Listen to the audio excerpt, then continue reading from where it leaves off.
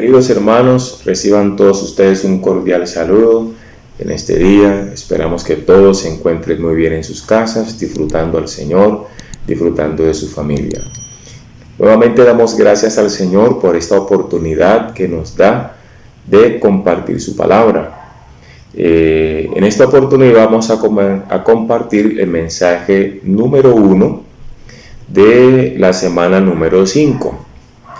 Esta semana lleva por título El cautivo y el olor grato de Cristo. Está basado en 2 Corintios capítulo 2, versículos 14 y 15. Entonces, iniciamos en esta semana número 5, nuestra serie Los ministros del nuevo pacto, y el título de este alimento diario, La iglesia de los primogénitos.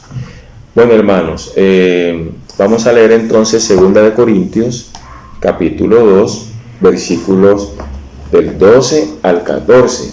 Dice así: Cuando llegué a Troas para predicar el evangelio de Cristo, aunque se me abrió puerta en el Señor, no tuve reposo en mi espíritu por no haber hallado a mi hermano Tito.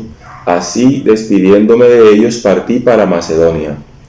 Mas a Dios gracias, el cual nos lleva siempre en triunfo en Cristo Jesús, y por medio de nosotros manifiesta en todo lugar el olor de su conocimiento. Oh Señor Jesús, porque para Dios somos por grato olor de Cristo en los que se salvan y en los que se pierden. Gracias, Señor, por su palabra. Bueno, hermanos, en esta semana el Señor nos va a reforzar el asunto del plan de Dios para nuestra vida. Hemos visto a lo largo de todo este alimento diario la importancia que tiene la palabra profética para nosotros. ¿Por qué? Porque la palabra es aquella que va a producir en nosotros el trabajar de Dios en nosotros. Es por medio de la palabra que nosotros seremos totalmente santificados para que alcancemos la transformación que el Señor quiere, como dice en la palabra. Cuando se refiere a la iglesia, dice, habiéndola purificado por el lavamiento de la palabra. Es decir, el Señor desea que la palabra en nosotros produzca ese lavamiento. ¿Por qué? Porque Él mismo es la palabra. Recordemos que en Juan 1:1 vemos que el Señor, la palabra misma, se encarnó en Jesús. Y Jesús, cuando estuvo en la tierra, como vimos en la semana pasada en Juan capítulo 17, Él glorificó al Padre. ¿Por qué? Porque habló las palabras del Padre, hizo las obras del Padre, hizo la voluntad del Padre.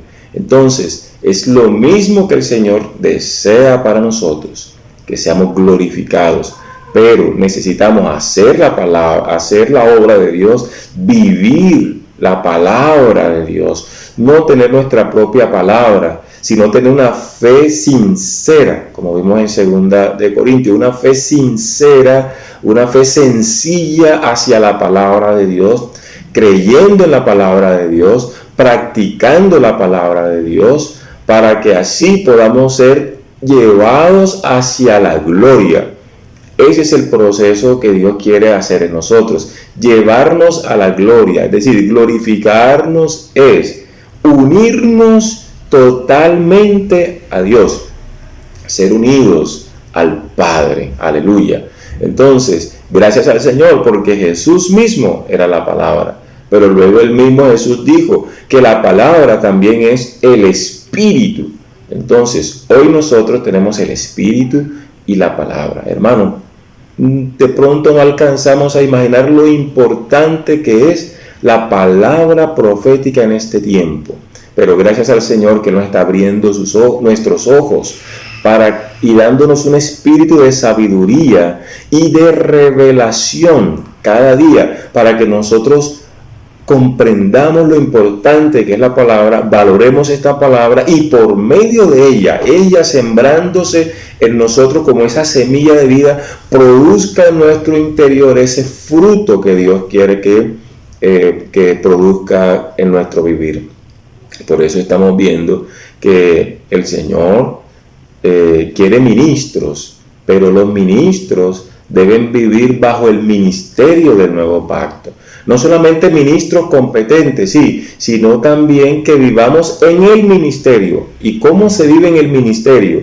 Vivir en el ministerio, recordemos que este es un ministerio de gloria, es un ministerio de justicia, pero es un ministerio sobre todo del Espíritu, no de la letra. Entonces, quiere decir, hermano, que lo que Dios quiere más de nosotros como ministros del nuevo pacto es que vivamos la palabra. Amén. Vivamos en el Espíritu, practiquemos la palabra. Bueno, entonces en esta semana el Señor nos va a mostrar el propósito de Dios. Pero, hermanos, también nos va a mostrar las estrategias de Satanás que usa en este tiempo. ¿Para qué? Para impedir que el propósito de Dios se cumpla en nuestra vida. Entonces, Satanás tiene un plan. Y algo que vemos en Apocalipsis capítulo 12, versículo 12, vemos, hermanos, que Satanás, él lleva cuenta del tiempo. Él no pierde el tiempo.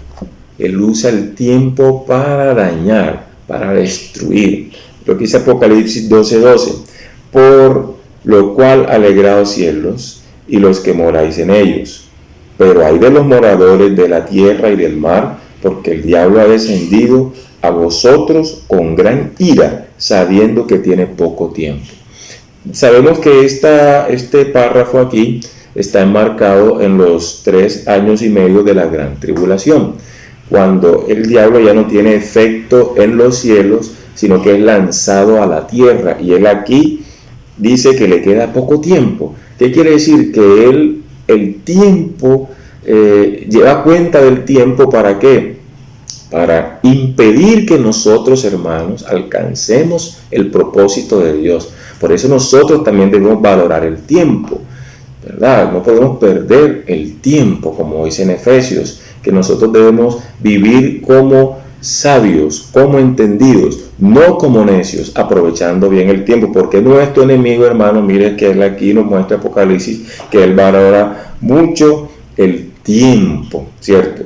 Pero ¿cuáles son los planes? Los planes que él tiene para dañar. Por un lado, nosotros debemos conocer, sí, el propósito de Dios, pero también, hermanos, también debemos mirar que no podemos ignorar las maquinaciones de Satanás. Segunda de Corintios capítulo 10 nos muestra esto. Miramos aquí, Segunda de Corintios capítulo 10, Segunda de Corintios capítulo 2, Segunda de Corintios capítulo 2, versículos 10 y 11. Dice así: y el que vosotros perdonáis, yo también lo perdoné, o lo he perdonado. Si algo he perdonado por vosotros, lo he hecho en presencia de Cristo, para que Satanás no gane ventaja alguna sobre nosotros. Pablo aquí dice que él lo hizo en la presencia, en el rostro del Señor, en la faz de Jesucristo. Quiere decir que él vivía en la presencia del Señor y él conocía el propósito de Dios. Pero también dice el versículo 11, pues no ignoramos las maquinaciones de Satanás. Quiere decir que nosotros debemos conocer el plan de Dios, pero, hermanos, también o tampoco debemos ignorar las maquinaciones de Satanás. ¿Cuál es el plan de Dios para nosotros? El plan de Dios para nosotros, hermanos, es que nosotros seamos esos ministros que viven en ese ministerio del nuevo pacto. Ahora bien, el enemigo, lo primero que él quiere hacer, su primera estrategia, ¿cuál es? Es quitar la palabra de Dios como referente para nuestras vidas y para la vida de todas las personas. Vamos a leer 2 de Tesalonicenses capítulo 2, versículo 7. Dice así, 2 de Tesalonicenses capítulo 2, versículo 7. Porque ya está en acción el misterio de la iniquidad, solo que hay quien al presente lo detiene, hasta que él a su vez sea quitado de en medio. Mira, aquí dice que ya está en acción el misterio. La iniquidad es un misterio, ¿cierto? Y por eso es peligroso, porque es un misterio. Uno no se da cuenta cómo trabaja. Hay que tener mucho discernimiento de espíritu para ver cómo trabaja el enemigo. Ahora bien, ¿cuál es el misterio de la iniquidad? ¿Qué es la iniquidad? La iniquidad es la maldad, es la falta de ley, ¿cierto? Iniquidad puede ser como anomía, falta de ley, sin preceptos, sin referentes, sin parámetros. Ese es un vivir en iniquidad. Entonces, ¿cuál es el trabajo del enemigo? El trabajo del enemigo es quitar los referentes. Nos hemos dado cuenta cómo en la sociedad los principios bíblicos poco a poco están desapareciendo. Poco a poco están desapareciendo. Aquí el hermano nos comparte, hay una frase que nos comparte acá el hermano. Dice, la iniquidad es quitar, ¿cierto? Quitar. Eso es lo que el enemigo quiere. Quitar los referentes, quitar los principios. Por ejemplo, cuando usted va por decir algo, a un lote privado, hay un aviso que dice, no entrar, propiedad privada, ¿cierto? Entonces, ese aviso que está ahí, si usted traspasa ese aviso, generalmente uno tiene como el temor, el remordimiento que violó ese principio y teme que algo le pueda pasar porque hay una advertencia, ¿cierto? ¿Qué es la iniquidad?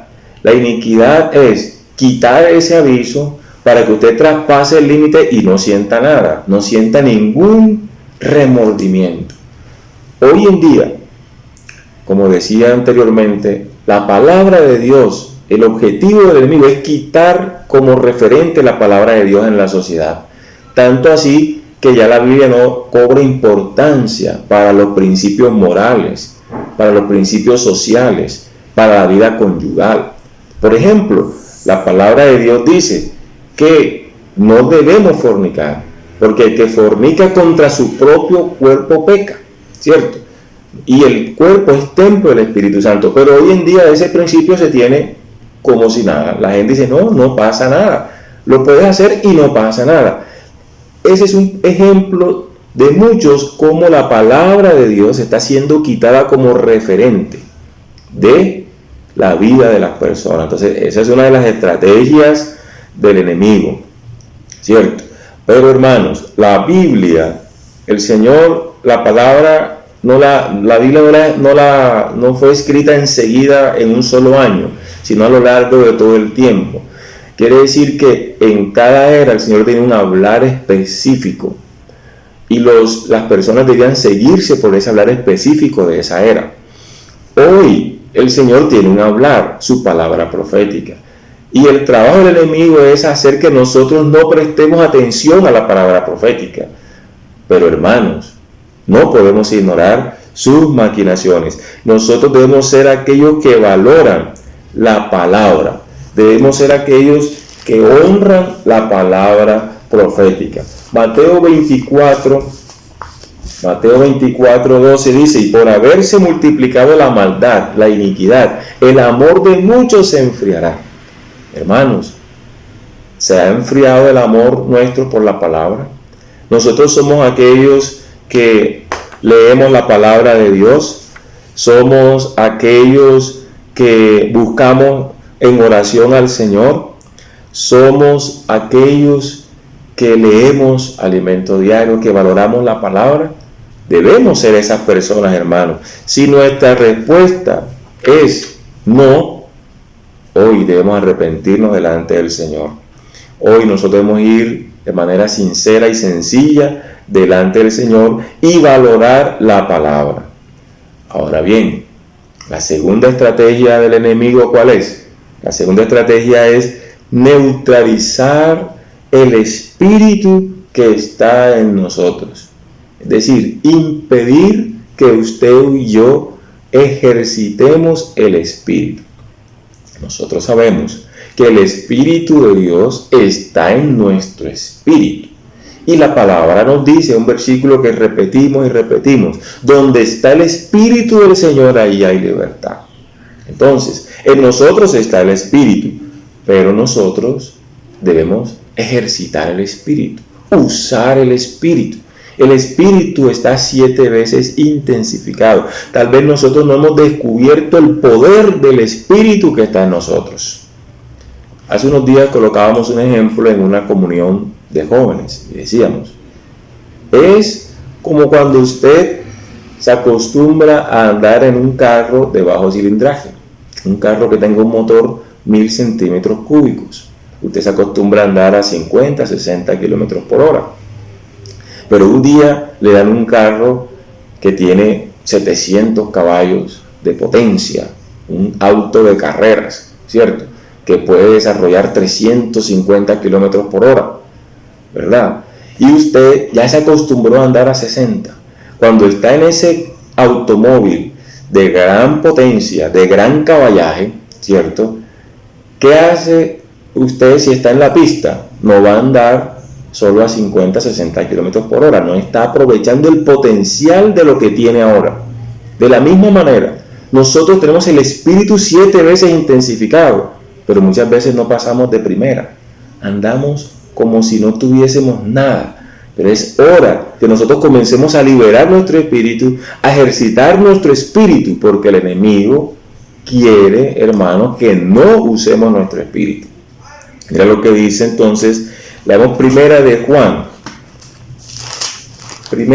Juan, capítulo 2, versículo 18. Dice así, hijitos, ya es el último tiempo, y según vosotros oísteis que el anticristo viene, así ahora han surgido muchos anticristos. Por esto conocemos que es el último tiempo. Aquí Juan nos dice que en el último tiempo el anticristo viene. Aquí dice anticristo. La palabra Cristo en griego es Christos o Christos, ¿cierto? Que significa el ungido, el ungido. Y en griego la palabra unción es crisma, o lo podemos leer con CH, crisma, ¿cierto? Ese es en griego unción. Entonces, la unción nos habla del Espíritu. Miramos en Éxodo capítulo 30, el aceite de la santa unción, que era un hin de aceite más las 4 especias aromáticas que se mezclaban allí, 4 especias. Eso para hacer la unción, que era el Espíritu. El Espíritu, un hin de aceite con todas las experiencias de Cristo, de su muerte hasta su resurrección.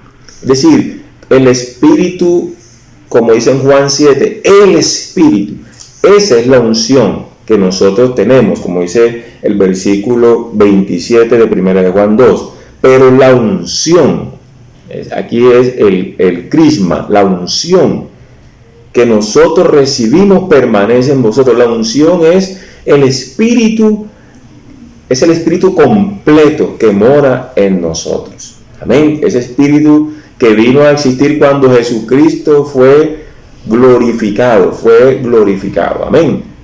Entonces, hoy nosotros tenemos esa unción, tenemos el Espíritu, pero el trabajo del enemigo, ¿cuál es? Impedir que nosotros usemos esa unción. Impedir que nosotros liberemos el Espíritu. Impedir que nosotros ejercitemos el Espíritu, sino que nos caigamos mirando más bien nuestra carne, viviendo en nuestra carne, viviendo en nuestro ser natural. Pero no, el Señor no desea eso para nosotros. Esa es la estrategia de Satanás, que no usemos el Espíritu. Pero hermanos, el Señor hoy quiere que reconozcamos nuestra situación. Si nos hemos dado cuenta que no hemos valorado la palabra, que no leemos la Biblia, ¿cierto? Que no ejercitamos el Espíritu. Hermanos, esto nos puede hacer caer en lo que vimos hace semanas atrás, nos puede hacer caer en la complicación. ¿Y qué es la complicación? Es pensar que todo lo estamos haciendo bien cuando no estamos haciendo nada.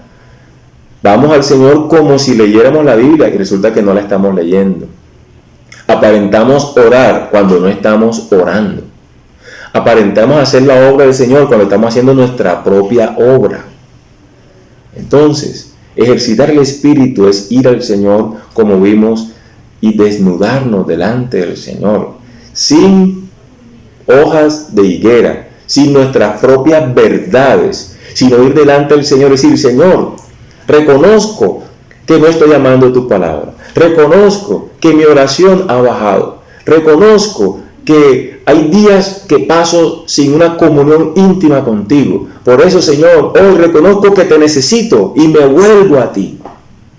Esa debe ser nuestra actitud, hermanos, si nos hemos dado cuenta que el enemigo con sus estrategias nos está ganando ventaja, como dice 2 Corintios 10 y 11. Pero aleluya, el Señor está aquí para que no desconozcamos sus maquinaciones.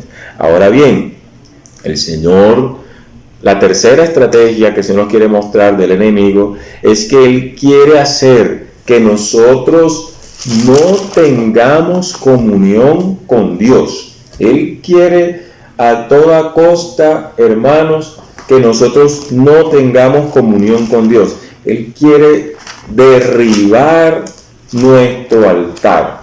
Vamos a leer en el libro de Daniel, el capítulo Daniel capítulo 8, versículo 11 dice: aún se engrandeció contra el príncipe de los ejércitos, y por él fue quitado el continuo sacrificio,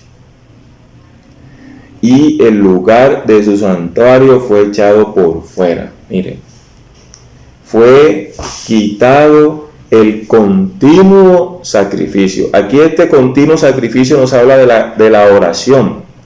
El continuo sacrificio, estar delante del Señor constantemente en su presencia. Y vamos a leer el capítulo 11 de Daniel.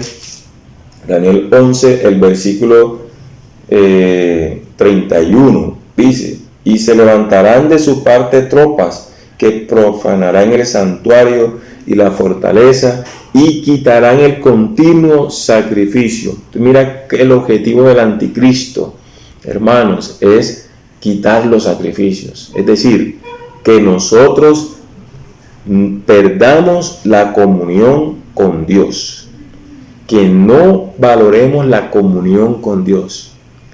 Esta comunión con Dios aquí no es una comunión como esa que nosotros hacemos o podemos hacer, decir: Señor Jesús, te doy gracias por este día, lávame con tu sangre, perdona mis pecados, pongo delante de ti este día, Señor, guárdame de todos los males, de todos los peligros, amén. Hermanos, esa no es esa comunión que estamos hablando aquí. La comunión con Dios aquí es ir de una manera tranquila delante del Señor, estar quietos delante del Señor, como dice en Isaías: el Señor todos los días me ha levantado y me ha dado un oído de sabio para saber escuchar, pero también me ha dado palabras para saber hablar al cansado. Es decir, mañana tras mañana nosotros debemos escuchar la voz de Dios, oír la voz de Dios, no es llegar a las carreras. ¿Será que tenemos esa oración? Señor Jesús, lávame con tu sangre, perdona mis pecados, guárdame en este día, Señor, de todo mal, amén. Hermanos, si es así, debemos mirar que de pronto el enemigo nos está llevando ventaja. Pero, hermanos, gracias al Señor por la palabra, debemos valorar. ¿Por qué? Porque mira el valor que le dio el apóstol Juan. Nosotros hemos visto que Juan era el discípulo amado, ¿cierto? Que Juan amaba estar delante del Señor, la comunión con Dios, y Juan fue uno de los que dijo: lo que vimos, lo que tocamos, lo que palpamos. O sea, él amaba, y él nos habló de la comunión verdadera con el Padre, con el Hijo Jesucristo, que si amamos a los hermanos, amamos a Dios, que tenemos la comunión. Él habló mucho de esa comunión perfecta. Pero mira, en Apocalipsis 5, versículo 8 dice: y cuando hubo tomado el libro, los 4 seres vivientes y los 24 ancianos se postraron delante del Cordero. Todos tenían arpas y copas de oro llenas de incienso, que son las oraciones. Mira aquí, copas de oro llenas de incienso, que son las oraciones de los santos. ¿Una copa qué? De oro. Mira la importancia de la oración. ¿Dónde está? En una copa de oro. Hermanos, que la oración esté en una copa de oro, quiere decir que es un tesoro, es algo valioso, es algo que no, pero es una copa llena de incienso, llena de oraciones. Entonces, por eso es importante, hermano, valorar la oración. ¿Por qué? Porque la oración es un hablar directamente con Dios, es una conversación abierta. Nos decía aquí el hermano en esta semana, nos decía que la oración es una conversación abierta, y es una palabra muy hermosa. Juan nos dice: y nuestra comunión verdadera es con el Padre. O sea, el Señor quiere esa comunión que debemos valorar nosotros, ¿cierto? Es esa comunión que está en 1 de Juan capítulo 1, versículo 3. Y nuestra comunión verdaderamente es con el Padre y con su Hijo Jesucristo. ¿Qué quiere decir esto, hermano? Que si uno quiere llevar a esa comunión, a ese entrar allí con la Trinidad divina, con el Padre, con el Hijo y con su Hijo Jesucristo, hermanos, Dios nos está invitando a esa comunión. Alabado sea el Señor. Entonces, hermanos, esas son las estrategias del enemigo. Esas 3 estrategias: quitar las referencias, ¿cierto? Que no haya hermanos, que haya una iniquidad, ¿cierto? Que haya iniquidad. Neutralizar el uso del Espíritu, que no usemos el Espíritu. Y la tercera estrategia es que no tengamos comunión con Dios. Pero, como veíamos al principio, no solo conocemos las estrategias de Satanás, debemos conocer el plan de Dios para nuestra vida. Aleluya por el plan de Dios para nuestra vida. Y el plan de Dios para nuestra vida, como vimos acá en 2 de Corintios, hermanos, es que el Señor quiere llevarnos a la gloria. Aleluya. Él quiere llevarnos a la gloria. El Señor nos lleva de triunfo en triunfo. Aquí en 2 Corintios capítulo 2 miramos cómo Pablo tuvo diversas situaciones, al punto que él perdió la esperanza de conservar su vida física. O sea, era una situación difícil. ¿Cómo un hombre que está en medio de esas situaciones difíciles puede decir: mas a Dios gracia, el cual nos lleva de triunfo en triunfo, que nos lleva siempre? Oh Señor Jesús, siempre.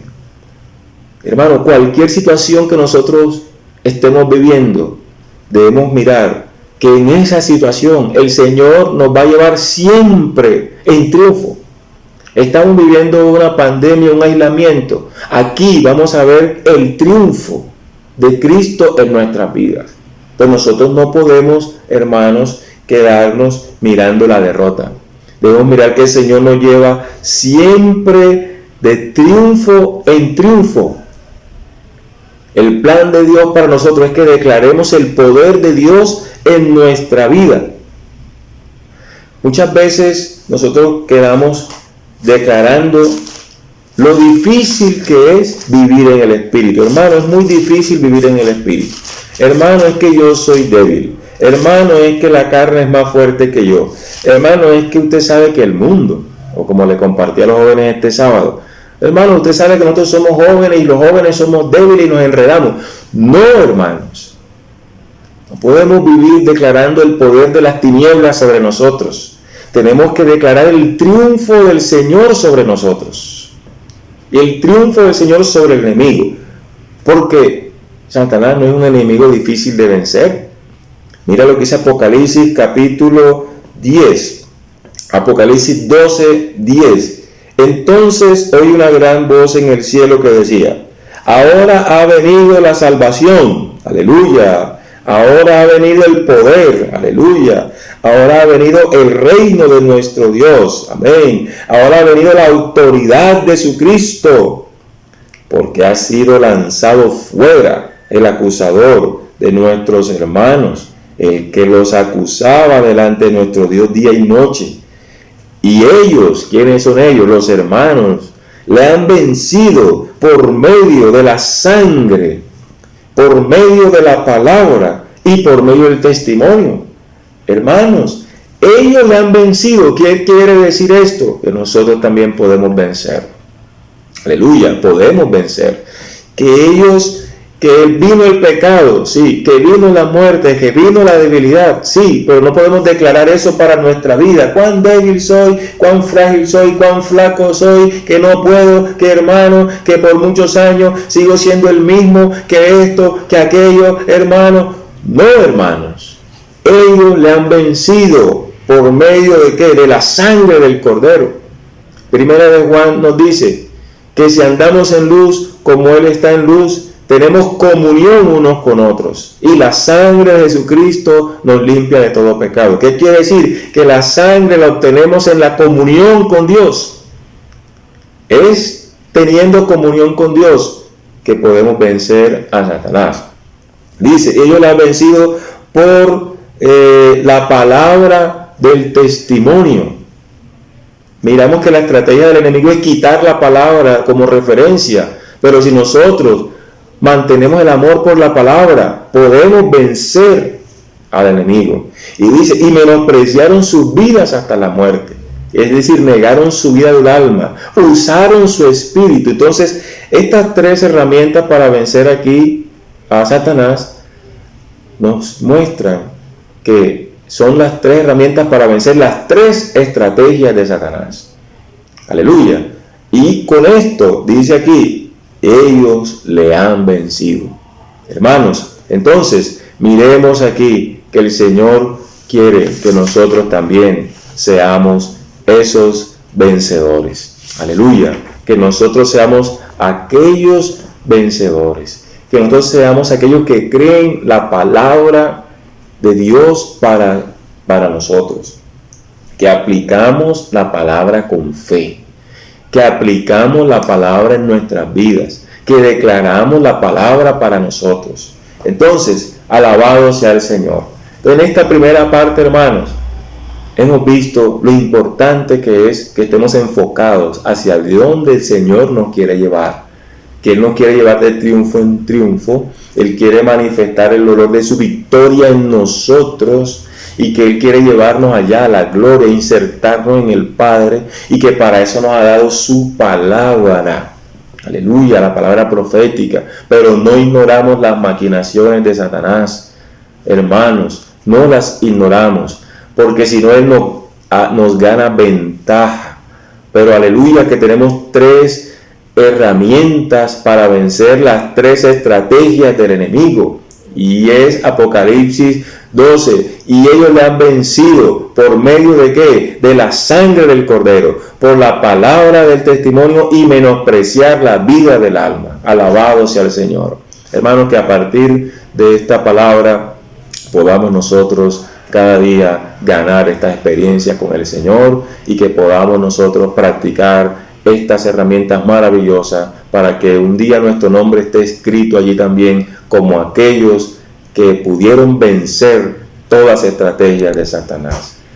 Gracias, Señor, te damos, Jesús, por tu palabra. Bendecimos, Señor, cada familia, bendecimos cada hermano, bendecimos cada joven, en el nombre poderoso de Jesús. Señor, que podamos alzar nuestros ojos y ver la victoria de Cristo en nuestras vidas, y que podamos, Señor, cada día declarar no la debilidad, sino el poder que hay en Cristo en cada uno de nosotros, porque todo lo podemos en Cristo, quien es nuestra fortaleza. Amén, hermanos. Jesucristo es el Señor. Amén.